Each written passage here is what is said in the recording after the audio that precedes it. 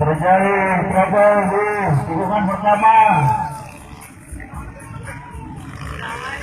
Tapi inilah sebuah kejuaraan, sebuah kompetisi di luar bangku sahabat.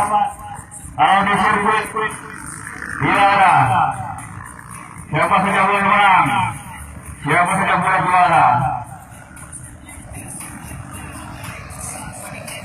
Kita lihat tampaknya libur begitu luar biasa,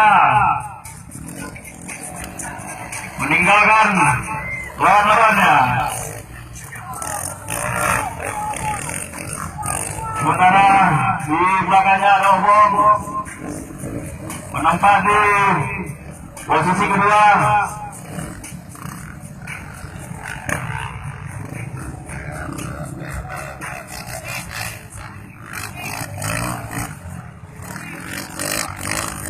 Kita lihat para penonton yang terhormat. Ini adalah sebuah kompetisi luar biasa yang diikuti oleh peserta yang rata-rata berumur sudah tidak muda lagi, tetapi jiwa mereka begitu membara, begitu semangat.